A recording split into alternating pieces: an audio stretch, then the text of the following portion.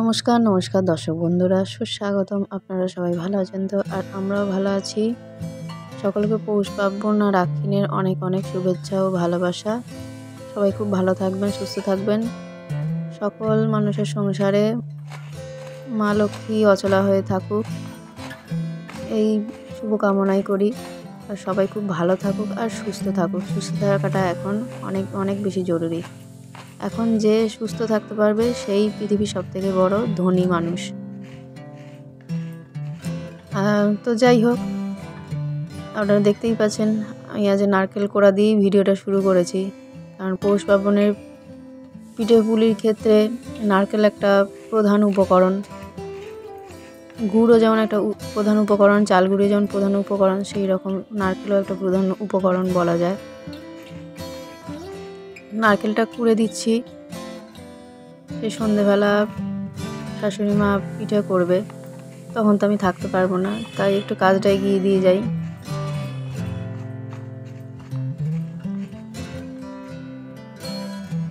তো দেখুন আমার নারকেল কোড়া হয়ে গেছে। নারকেলটা কুড়ে রাখলে তাড়াতাড়ি ছাই মেরে নিয়ে পিঠেটা তৈরি করতে পারবে। আর এদিকে আজকে তো আমাদের নিরামিষ হলেও সবাই আমরা নিরামিষ ভাত খাই। তো বেগুন ভাজা হয়েছে, কড়াই শাক ভাজা হয়েছে, আর হয়েছে ফুলকপি আলুর তরকারি। এই ফুলকপি আলুর নিরামিষ তরকারিটা খেতে খুব সুন্দর লাগে। আর হয়েছে এই আমড়ার টক। তো আপনাদের তো আগের দিনেই দেখিয়েছিলাম যে আলপনা দিয়ে এগিয়ে রেখেছিলাম। এবার মা এসে পুজো করবে, আর ঠাকুরমশাই তো আসতে পারবে না, তো মাই পুজোটা করবে। পৌষ পার্বণে লক্ষ্মী পুজোটা মেয়েরা করে নিতেই পারে, তাতে অসুবিধা নেই। ঠাকুরমশাই থাকলে আরও ভালো হতো। তো যাই হোক, লকডাউনের সময়ও এরকমই পরিস্থিতি হয়েছিল, তখন শাশুড়ি মাই পুজো করেছিল।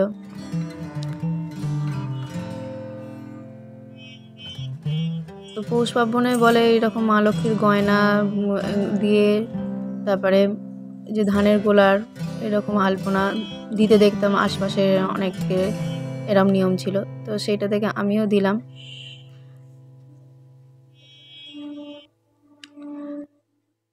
আর এদিকে চালটা শুকনো করতে দিয়েছে, এই চালটা শুকনো করে গুঁড়িয়ে নেওয়া হবে। আর এখন তো আর শিলে বাটতে হয় না, এখন তো মিক্সচার মেশিন আছে সকলেরই বাড়িতে।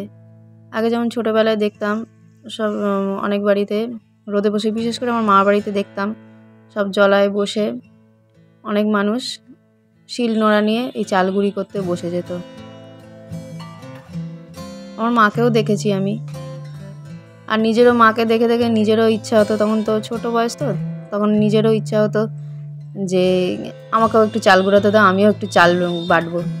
মাকে করতে দেখলে বাচ্চাদের তো নানারকম কাজ করতে ইচ্ছে হয়, করে দেখতে চায়। তা আমিও করতাম। মা দিতে চাইতো না। মা কী করতো, চাল গুঁড়ি করে নেওয়ার পর তারপরে একটুখানি চাল রেখে দিত আমার জন্যে, একদম মানে 4-5টা দানা চাল রেখে দিত আমাকে বাটতে দেওয়ার জন্যে। কারণ আমি যদি সত্যি সত্যি বাটি তাহলে তো অনেক টাইম লেগে যাবে না। তো যাই হোক, এরকম করতাম। আর এখন দেখুন সন্ধেবেলা ডিউটি থেকে আমি এসে গেছি।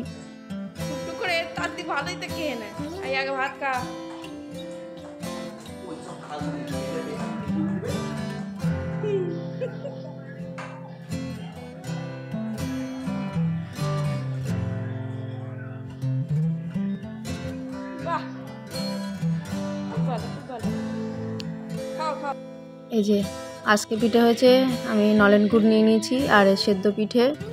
আর এইটা হচ্ছে মুঠো, সেদ্ধ পিঠের পাশে যে পিঠেগুলো দেখতে পাচ্ছেন, এই মুঠোটা আমি শ্বশুরবাড়িতে এসেই প্রথম দেখেছিলাম। এই মুঠোটা আসলে তৈরি করে, মানে অনেকগুলো সেদ্ধ পিঠে সব তৈরি করে ফেলার পর অবশিষ্ট কিছু চাল গুঁড়ি মাখা রেখে দেওয়া হয়। সেই চাল গুঁড়ি মাখার সঙ্গে নারকেলের ছাই একসঙ্গে মেখে নিয়ে হাতের মুঠোর আকার দেওয়া হয়, দিয়ে সেটাকে সেদ্ধ করে নেওয়া হয়। সেই জন্যই এটাকে বলা হয় মুঠো, এই পিঠেটার নাম। আর দেখুন কি সুন্দর মাছরাঙা একটা বসে আছে। মাছরাঙার গায়ের রঙটা এত সুন্দর হয় যে আমি চোখও ফেরাতে পারছি না, তাই আপনাদের সঙ্গেও যেন শেয়ার করলাম। কি সুন্দর গায়ের রঙটা, ফিরোজা কালার আর কালো রঙের, ঠোঁটটা লম্বা। এখানে অনেক রকম পাখি দেখা যায়।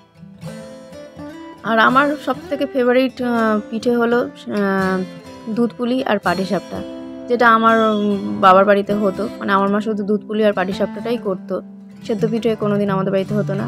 তবে আশপাশের বাড়িগুলোতে পৌষ পার্বণে পিঠে খাওয়ার নেমন্তন্ন থাকতো।